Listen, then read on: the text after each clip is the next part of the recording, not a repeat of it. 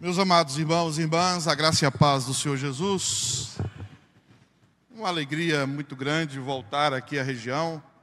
Estivemos aqui o ano passado, eu acredito que no mês de outubro, e agora estamos aqui de novo, e sempre orando por essa região, e agora mais específico, orando por essa igreja, para que o nome do Senhor seja glorificado. Eu gostaria muito que você se colocasse de pé, e nós vamos ler dois textos da palavra de Deus. Um se encontra em Deuteronômio, capítulo 8, versículo 2, e o outro se encontra em Hebreus, capítulo 3, versículo...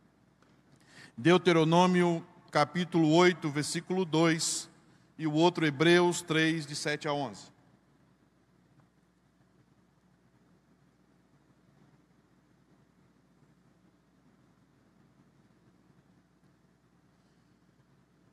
Diz assim a palavra do Eterno: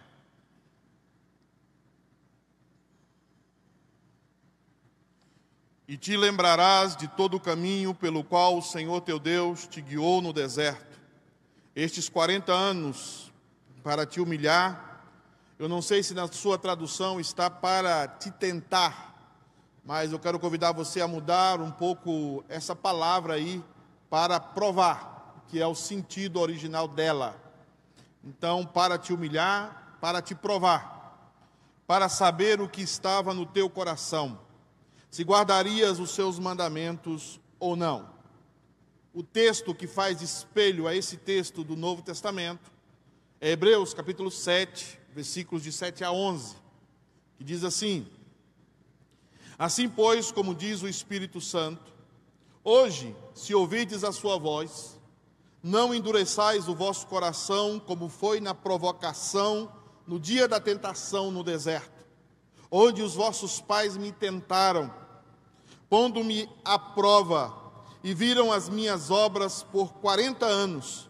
Por isso me indignei contra esta geração, e disse: estes não entrarão no meu descanso. Eles não reconhecem os meus caminhos, e sempre erram no seu coração. Assim jurei na minha ira, novamente, não entrarão no meu descanso. Vamos orar. Seu Deus, obrigado, Pai, pela tua graça e a tua misericórdia para conosco. Obrigado porque o Senhor tem sido um Deus maravilhoso, um Deus que sempre nos sustenta em meio às provas e às tempestades e em meio aos desertos da vida. Pedimos que o Senhor nos dê graça e misericórdia nesses dias, para que enquanto falarmos, enquanto os nossos irmãos falarem, Deus amado, o Senhor venha com graça e misericórdia visitar, Deus amado, de forma copiosa esta região, esse momento, esse congresso, que o Teu Espírito Santo nos guie a Tua palavra e que a Tua palavra seja verdade nas nossas vidas. Deus amado, que o nosso coração se encha de alegria, de desejo de ser fiel ao Senhor, fiel à tua missão, fiel, Deus amado, aos Teus preceitos, para que em nós e através de nós a glória do Senhor resplandeça nessa região e voltemos, Deus amado, a ser uma região em que o Evangelho seja o principal nas nossas vidas. Nós pedimos no nome de Jesus. Amém. Meus amados, podem tomar assento.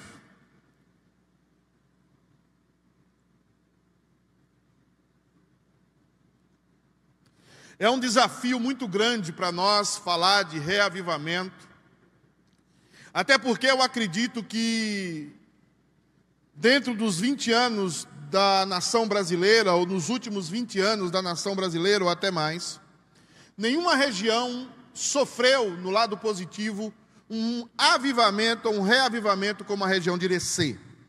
Eu nunca tive vergonha daquilo que eu passei aqui, nem quando eu estive nos seminários ou nos melhores locais do mundo.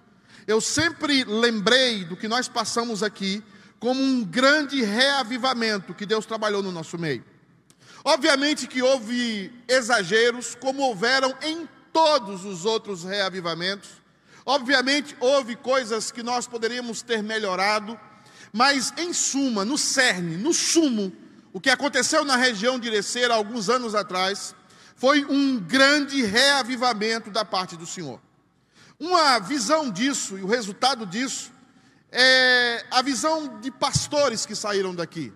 Pastores que um dia estiveram no banco das igrejas, nos acampamentos, na água quente, em lugares que vocês conhecem bem, e que foram impactados pelo derramar do Espírito Santo de Deus naquela época. Aquele momento foi especial para essa região. Aquele momento foi um momento singular de Deus, não só para essa região, e hoje eu entendo também para o mundo. Deus tocou essa região, e hoje Deus leva homens a todos os 4 cantos do mundo, através daquele mover que Ele realizou aqui na região de Irecê. E eu acredito que vocês também têm saudade daquele momento. Eu acredito também que vocês olham para aquele momento como os homens de Jerusalém oravam e diziam: que momento maravilhoso! Nas orações, nas reuniões de oração, nos momentos em que nós nos reuníamos e sentíamos e percebíamos e éramos impactados não somente pela presença de Deus, mas também pela sua palavra. Ao olharmos para a história e olharmos para a teologia dos grandes reavivamentos, nós também percebemos que o que aconteceu na região de Irecê foi algo especial, singular, e que só poderia ter sido algo, ou só pode ter sido algo de Deus para essa região. É por isso, meus amados irmãos, que quando nós olhamos para a teologia, nós percebemos que nós não podemos produzir um avivamento. Não há como você fazer uma fórmula para produzir um avivamento. Avivamentos que são produzidos por fórmulas, geralmente são fakes, geralmente são falsos, e não produzem absolutamente nada para o mundo, para o cristianismo e para a expansão do Evangelho. Então, quando nós olhamos para a Bíblia, nós percebemos que esse verbo vivificar, reavivar, ele aparece aproximadamente 14 vezes na Bíblia.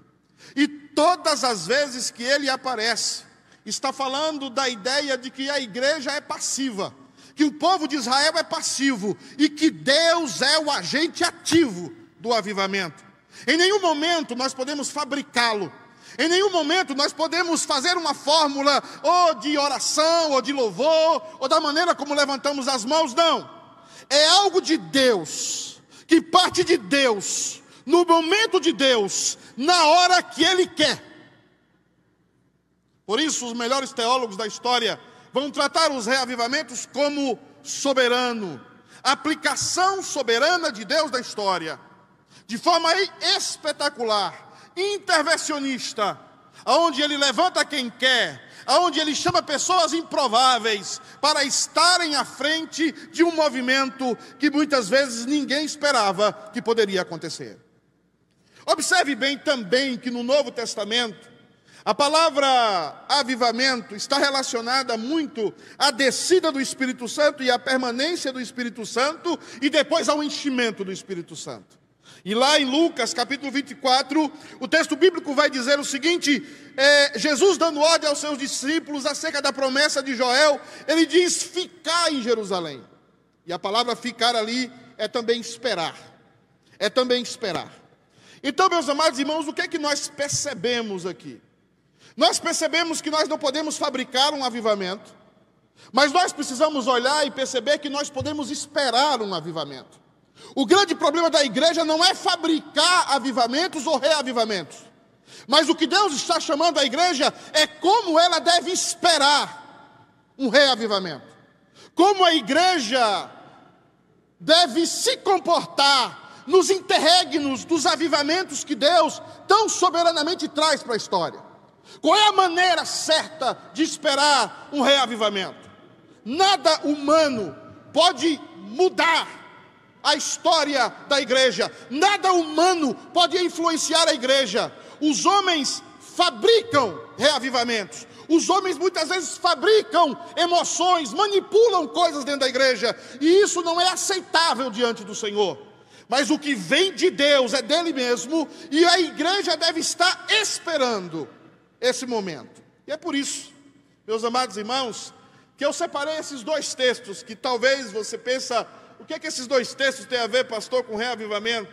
E os dois textos são o texto de Deuteronômio, versículo 8, e Hebreus, versículo 3, dos versículos 7 a 11. Irmãos, esses são dois textos que falam a mesma coisa. Um está falando para a aliança do Antigo Testamento, o povo da aliança do Antigo Testamento. E esse segundo texto está falando para o povo da aliança do Novo Testamento. Mas ambos os textos estão endereçados aos judeus. E podemos dizer aqui que ambos os textos estão endereçados à igreja do Senhor, ao judeu espiritual, ao Israel espiritual que é eu e você. Agora perceba o background, o pano de fundo desses textos, para você entender como deve esperar um reavivamento. Observe que o povo de Deus, enquanto caminhava no deserto, eles receberam algumas coisas extraordinárias. O texto vai nos ensinar, o texto do Pentateuco, todos os 5 livros, vai nos ensinar o seguinte: eles viram milagres extraordinários da parte de Deus. Eles viram Deus abrir o mar vermelho de forma extraordinária. Mas não somente isso, eles viram Deus falar da nuvem de voz audível. Quantas vezes, quando eu era novo convertido, eu queria ouvir a voz de Deus. E a gente tem esse desejo do coração quando está começando a caminhada. Mas aquele povo ouviu a voz de Deus. E é daí que se tem a expressão voz de muitas águas na Bíblia. Um grande exegeta chamado David Young fala que é ali que vem o som de muitas águas, o som do trovão. A voz de Deus era semelhante àquilo, e eles ouviram a voz de Deus. Mas não é somente isso. Eles não precisavam de ar-condicionado, porque no calor do deserto, Deus fazia com que eles tivessem um ar-condicionado natural, vindo da parte dele. Eles não tinham que se preocupar com o frio no deserto, onde a temperatura cai muito, porque Deus controlava a temperatura, e aquela nuvem se transformava numa chama de fogo, que equilibrava a temperatura no meio do arraial. Perceba que também, eles não tinham que ficar perguntando: Deus, qual é a tua vontade? Senhor, o que é que o Senhor quer? Sabe por quê? Porque quando Deus queria que o povo se levantasse, a nuvem se movia, e eles precisavam caminhar e se levantar. Quando Deus queria que o povo parasse, a nuvem parava, e eles precisavam parar e acampar. Não precisava ter reunião de oração pedindo: Senhor, qual é a tua vontade? Não, eles tinham isso lá. Mais do que isso, se eles precisavam de comida, eles tinham o maná do céu. Se eles precisavam de água, a rocha brotava água. Olha que coisa extraordinária. Eles tinham tudo, mas eles fracassaram. Eles viram sinais extraordinários, mas eles fracassaram. Eles não souberam esperar o melhor de Deus. Eles não souberam esperar a manifestação total e cabal daquele Deus que os guiava no meio do deserto. E também é o Deus que te guia no meio do deserto da vida. Porque o deserto é símbolo de tudo que nós vivemos, de toda essa desgraça que está aí fora. Porque a palavra desgraça não é um xingamento, é apenas a ausência da graça de Deus situada sobre essa região. E essa graça, a medida dela, é direcionada e estabelecida pelo que acontece dentro da igreja. A igreja também é, em todos os sentidos, tanto social, espiritual, ela civil, ela também é a manifestação da graça de Deus para a cidade. Então, mas aquele povo viu tudo aquilo, e somente algumas famílias, somente Josué e Caleb, dos que saíram do Egito, entraram na terra prometida, um rotundo fracasso. Mas não é só isso. O povo também, no Novo Testamento, aqueles a quem a carta a Hebreus é escrita, a maioria deles viram a Jesus, o verbo da vida, o Cordeiro de Deus. João chega a dizer: vimos dele a glória do unigênito do Pai. Quem andava com Jesus sabia quem ele era, sabia da sua glória, da sua presença. Mas não é só isso. Quando eles tiveram fome, Jesus também deu de comer a eles. Quando eles passaram por tempestade, Jesus também acalmou a tempestade, e Jesus também os cuidou deles de maneira cabal, de forma que nenhum deles se perdeu. Mas daquelas pessoas, além dos discípulos que viram, muitas delas também abandonaram a fé. Você tem que lembrar que quando Jesus entra em Jerusalém, ele é aclamado, hosana nas alturas, e a gente poderia dizer que aquilo é um grande avivamento. Mas foi aquele mesmo povo que gritou: crucifica-o. O resultado daquilo também foi um fracasso. Por que que a Bíblia repete atos, repete sistemas, tanto no Velho Testamento como no Novo Testamento, aonde Deus mostra a sua glória, aonde Deus mostra o seu poder, e a resposta do povo de Deus é uma resposta negativa, ou a resposta das pessoas é uma resposta negativa? E o que eu tenho a dizer para vocês aqui hoje, nesses 3 dias, é que aquele povo, e muitos de nós, e a maioria de nós, não sabe esperar um reavivamento, um avivamento, um despertamento espiritual da parte de Deus, de maneira correta. E como é que eu faço isso, pastor? A primeira coisa que eu vejo nesses textos que acabamos de ler, como é que você espera corretamente um grande despertamento? A primeira coisa, esse despertamento não vem, sabe por quê? Porque depois da sua conversão, ainda nós agimos com a lógica humana e não com a lógica de Deus.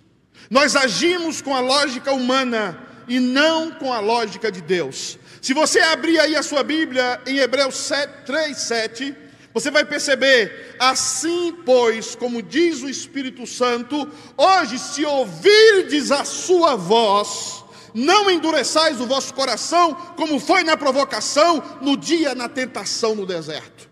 E Deuteronômio 8:2, a parte A do versículo diz assim: e te lembrarás de todo o caminho pelo qual o Senhor teu Deus te guiou no deserto estes 40 anos. Tanto a palavra guiou, como ouvides a voz, relembra e nos remete à voz de Deus, a palavra de Deus, o ensinamento de Deus, e remete tão somente, como diz os melhores escritores, um deles, Heidelboss, vai dizer, remete à lógica de Deus. Nós temos uma lógica que não é a lógica do mundo. Perceba uma coisa, lá no mundo, o maior é o que serve. Aqui na igreja do Senhor, o maior, é o que é servido. Aqui na igreja, o maior é o que serve. Lá no mundo não existem regras para o casamento. Na igreja existem regras sérias para o casamento. Lá no mundo, os orgulhosos, os que têm mais capacidade, os que sobressaem. Na igreja são os que se humilham, os que se prostram, os que se ajoelham, os que se rendem. Por isso que o apóstolo Paulo vai dizer: não são muitos segundo a riqueza desse mundo, não são muitos segundo a capacidade desse mundo, porque Deus resolveu chamar as coisas que não são para confundir as que são. Deus chama aqueles que não são para que neles Ele seja completamente o seu poder e a sua glória, para que não haja nenhum tipo de dúvida que é Deus que está agindo e que é Deus que está operando. Por isso que Jacó, o povo de Israel, é chamado de vermezinho de Jacó, é chamado de gussanito de Jacó, porque nós somos um povo pequeno, vulnerável, um povo que precisa da graça de Deus. Grande é o nosso Deus e não nós. É por isso, meus amados irmãos, que para esperar um grande despertamento espiritual, você precisa viver na lógica de Deus. Você precisa obedecer a palavra de Deus. Você precisa viver como Deus quer que você viva. Agora, nem sempre as Escrituras, ela vai demonstrar algo para nós, meus amados irmãos, que seja aceitável ao nosso coração. Nem sempre nós vamos achar aquilo degustável, aquilo vai ser saboreável a nós. Mas nós temos que fazer, nós temos que obedecer, porque aquilo é a palavra de Deus. Às vezes no deserto o povo de Deus queria caminhar, mas Deus parava. Às vezes o povo estava disposto, animado para caminhar, e Deus parava a nuvem. Às vezes o povo estava cansado, debilitado, e a nuvem se movia. Existe uma lógica em Deus, existe um processo em Deus que é diferente. E a maioria de nós fica observando as lógicas humanas e aplicando as lógicas humanas para a igreja. Isso nunca funcionou, isso nunca funcionará, porque a igreja é lugar de obedecer a palavra de Deus. Como é que eu espero um grande despertamento? Obedecendo a palavra de Deus. Um exemplo disso é Abraão. Um exemplo disso é quando Deus diz: eu virei a ti, e você e a sua esposa, e vocês terão um filho. E Deus espera que Sara cesse o costume das mulheres. Deus espera que os ovários de Sara, que o seu útero morra, para que ele se manifeste em glória. Mas a lógica humana é a lógica de Sara, quando ele entrega Agar a Abraão para que tenha um filho. Nós atropelamos os processos, nós não esperamos na palavra, nós não precisamos sentir nada, nenhum arrepio, nada disso. Precisamos cumprir a palavra de Deus. Enquanto esperamos, nos submetemos à palavra. Se isso não acontecer, tudo que nós fizermos será humano, passageiro e sem profundidade alguma. Aquele povo caiu no deserto, e milhares não seguiram a Jesus, porque eles estavam sendo escravos e viviam escravizados da lógica humana. E é por isso, meus amados e queridos irmãos, que você precisa rever a sua vida. Você precisa rever a sua história. Você vem aqui clamar por avivamento, orar por avivamento, e você não muda a sua vida. Na sua casa, o seu marido é o cabeça, você é submissa a ele. Na sua igreja é pregado sobre pecado do púlpito da igreja. Você está sendo perseguido, processado por ser fiel a Deus. Eu tenho pregado nos 4 cantos do mundo. Já fui perseguido, já fui quase preso. Mas o que eu tenho entendido é que Deus, o que se requer dos dispenseiros da graça é que eles sejam encontrados fiéis.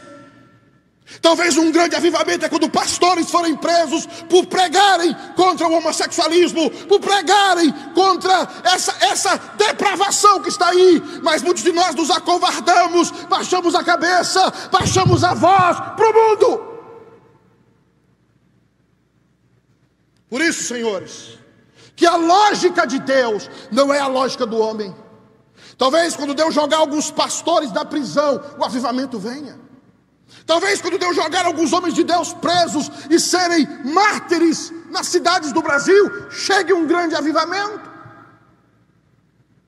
Deus está deixando no deserto para provarmos, para saber do que você é feito, não para Ele, porque Ele já sabe, mas para você mesmo.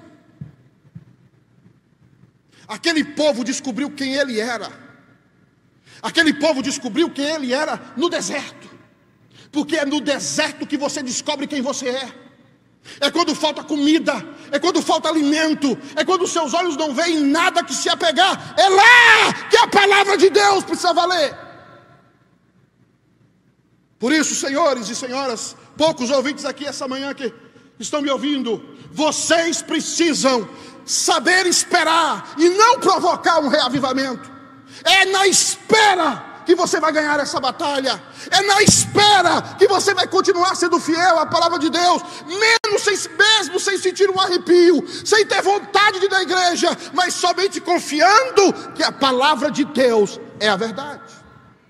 Mas em segundo lugar, eu tenho 30 minutos.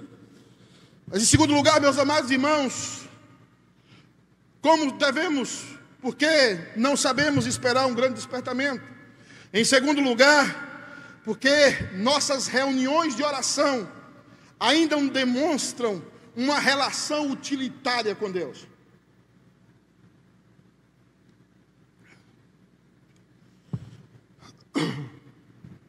Qual é o problema das nossas reuniões de oração? Qual é o problema das nossas reuniões de oração? É que elas são substitutivos das reuniões do Mesa Branca, do Catecismo, do Espiritismo, e são substitutivos da macumbaria. Nós nos reunimos para ver o que Deus pode nos dar. Reunimos para saber o que Deus pode nos dar. Olha o que o texto diz em Hebreus 3:9: onde os vossos pais me tentaram. Deixa eu falar uma coisa para você. Deus não tenta ninguém, Deus prova. Você e eu tentamos a Deus.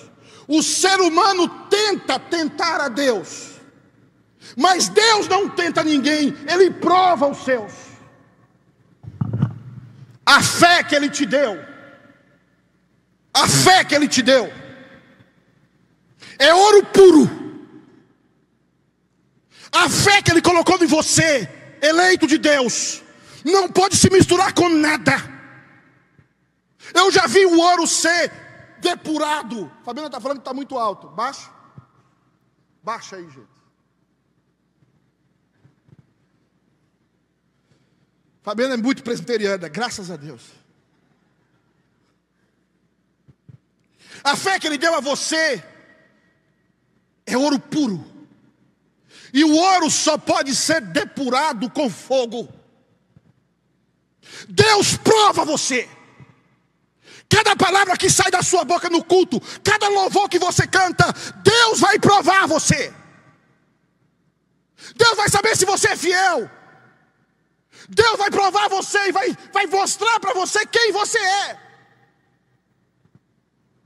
É por isso, meus amados irmãos, que quando você está esperando um grande despertamento, você precisa parar de tentar a Deus e começar a passar na prova, naquilo que Deus está colocando diante de você. Se é que a sua fé dentro de você é ouro puro, ou tem alguma coisa misturada, ou é ouro de tolo. O fogo da vida, o fogo da prova, vai demonstrar quem é você. É na ardida da vida, é nos momentos mais difíceis da vida, que vai brotar de você o ouro puro da sua fé. Por isso, meus amados irmãos, como é que a gente espera? O texto diz: para te humilhar, Deuteronômio 8:2, parte B agora, para te humilhar e para te provar. As pessoas tentaram a Deus no deserto, mas Deus estava provando aquele povo. Como eles tentaram a Deus? Deus havia aberto. O espanhol me sacrifica. Deus havia aberto o mar vermelho. Irmãos, eu e a minha esposa, nós pregamos quase junto, tá? Ela vai me fazendo feedback aqui para mim. Deus abriu o mar vermelho. Deus derrotou a nação mais poderosa daquela época. E aí o que é que Deus faz? Presta atenção, você que está aí, presta atenção. 3 dias. O povo, no primeiro dia, festa.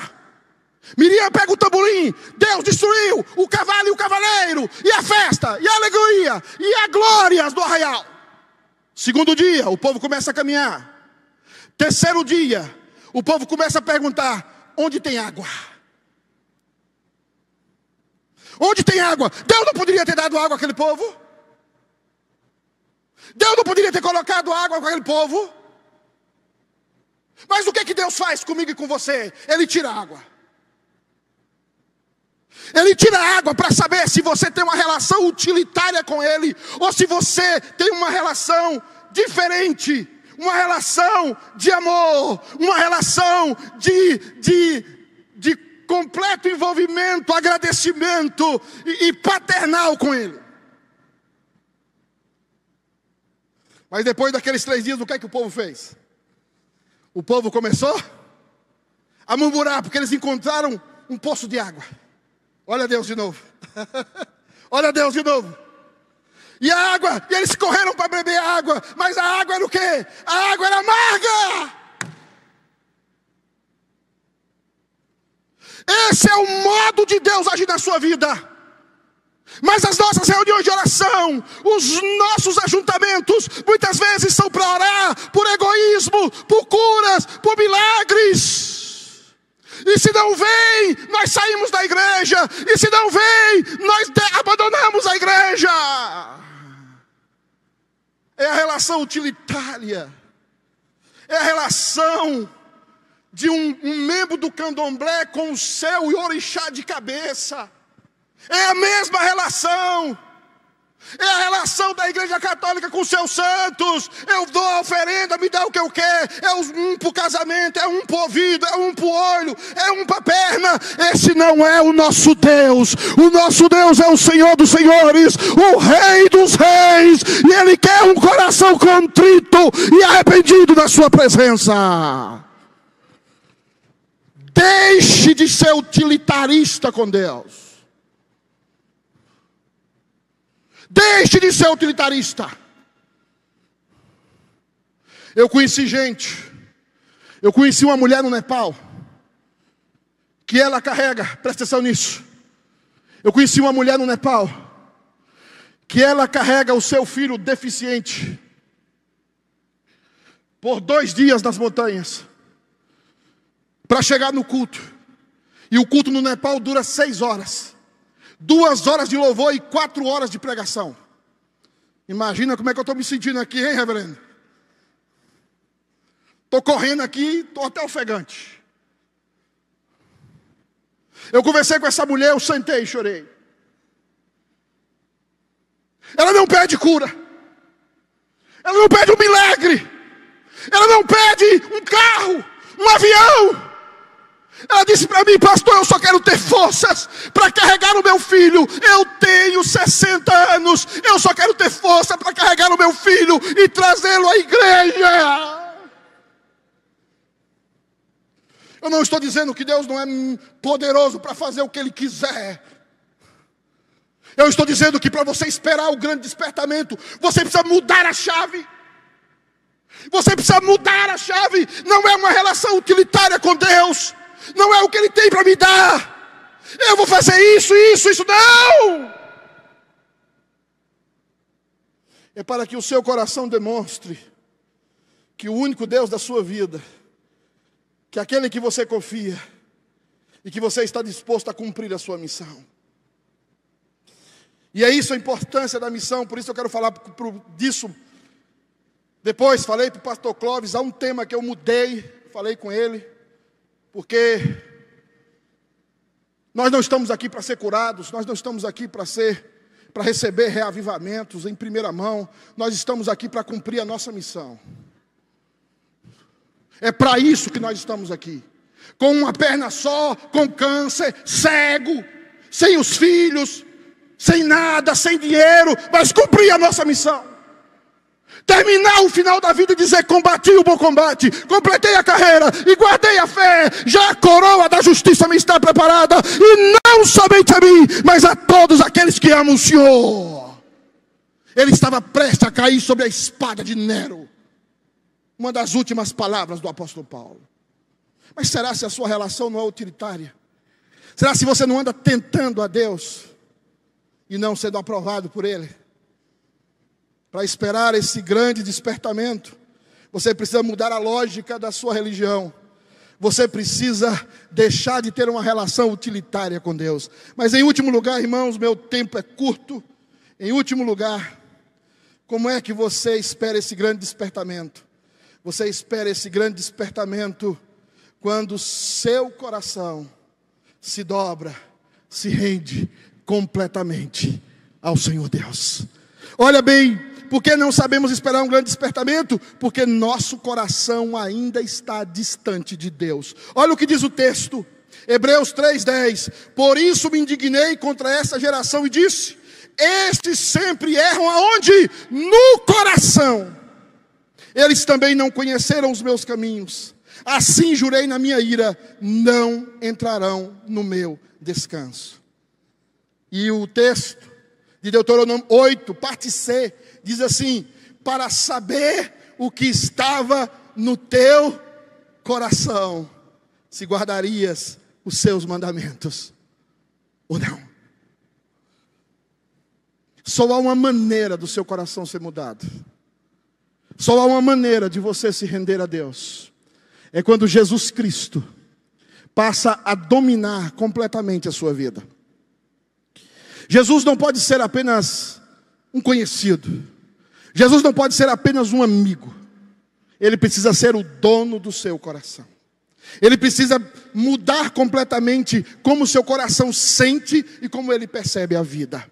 E aqui, eu quero talvez terminar falando um pouco de Moisés e também de Jesus. Presta atenção.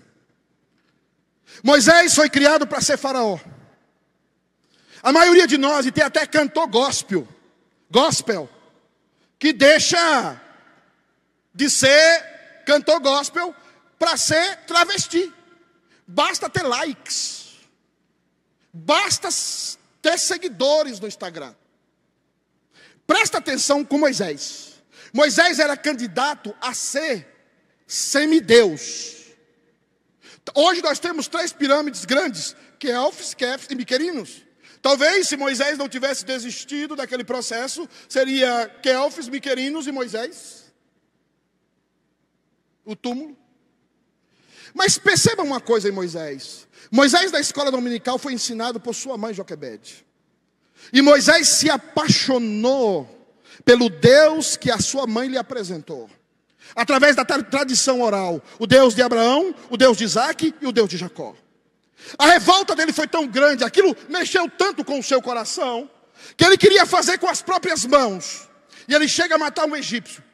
E ele vai para as montanhas. E ao ir para as montanhas, ele lá é visitado por Deus e Deus o chama para conduzir o seu povo. Agora, no momento crucial da vida dele e do povo de Deus, o povo de Deus rebelde, aquela situação toda, Deus faz algo com Moisés. Presta atenção nisso. Deus chega para Moisés e diz assim: Moisés, vamos matar esse povo, e eu vou fazer de ti uma grande nação. É de você que eu vou fazer. Quantos de nós aqui aceitaria a proposta? A proposta não era de um charlatão.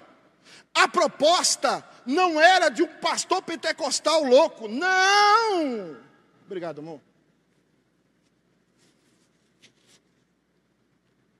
A proposta é de Deus. Olha a prova.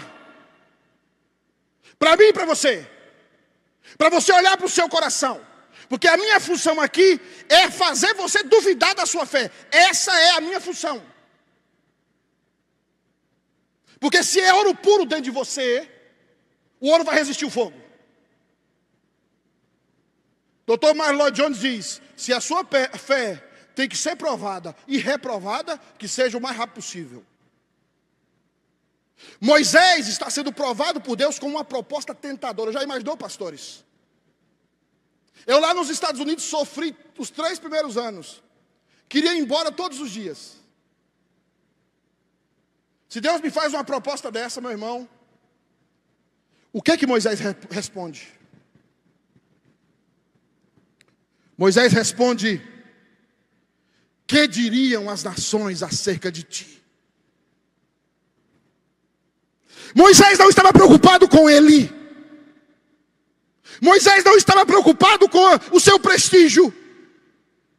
Ele não estava preocupado com o seu nome da história. Se ele tivesse, ele ficaria no Egito para cravar o seu nome na história. Ele estava preocupado com a glória de Deus. Tem pastor, irmão, que prega muito bem, é muito legal, tudo isso, mas ele vive um projeto de poder. Ele tem um projeto de poder. Pastores que estão aqui, que são sérios, sabem o que eu estou falando. É um projeto de poder, para ser aplaudido pelos homens. Presta atenção. Moisés se preocupou com a glória de Deus. E mais tarde, no mesmo texto, depois, sequência, versículos depois, Moisés expressa o que o movia. Moisés expressa o que estava no coração dele. Moisés vai dizer o seguinte: eu quero ver a tua glória. Eu não quero a glória dos homens. Eu não quero a glória dos homens. Eu quero ver a tua glória. Eu sou apaixonado pelo Senhor. O meu coração se derrete pelo Senhor. Eu deixo tudo pelo Senhor.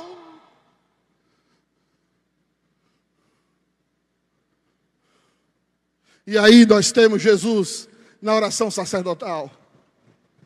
A oração sacerdotal, ela é escrita no aramaico. Ela é falada no aramaico. E se você olhar a oração sacerdotal de Jesus em aramaico, você vai perceber a saudade que Jesus tem do Pai. A saudade que Ele tem do Pai. O maior momento de Jesus não era os cravos, os espinhos. O maior momento de Jesus foi porque o Pai, a presença abençoadora do Pai o deixou.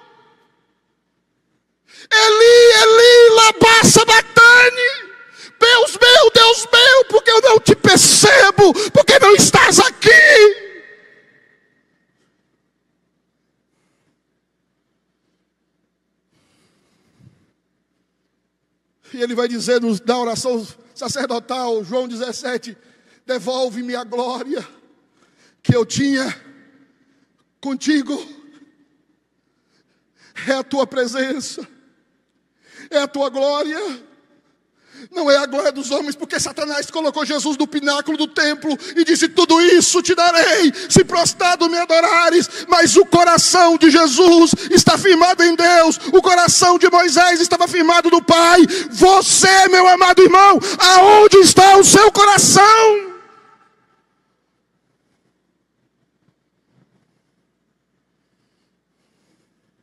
Não se preocupe. O deserto, sabe o deserto? O deserto vai dizer aonde ele está. Um dia você vai se olhar no espelho, velho ou novo, grande ou pequeno, e você vai descobrir quem você é.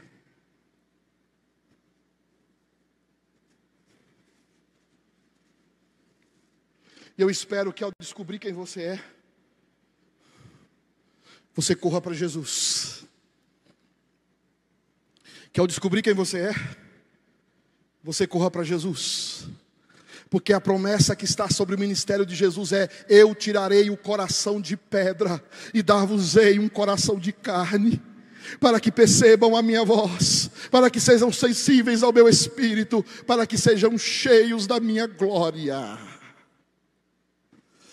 Como é que você está esperando esse grande reavivamento? Eu quero convidar o grupo de louvor, não sei cadê o pastorzão, Trentino, o grupo de louvor. Eu quero convidar você a baixar a sua cabeça e se colocar no momento de contrição. Como você está esperando esse grande reavivamento?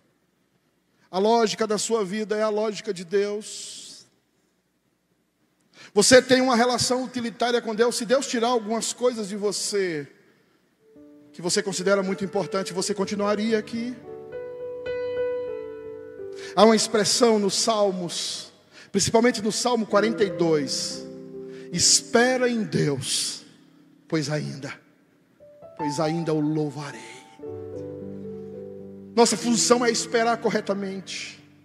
Nossa função é como as 10 virgens que esperam corretamente, como aquelas virgens que esperam corretamente, com azeite cheio, como homens de Deus que esperaram, e quando um momento aconteceu, eles sabiam o que estava acontecendo, e eles foram instrumentos maravilhosos de Deus naquele momento, que Deus decidiu encher a sua igreja, encher o seu povo do seu Espírito.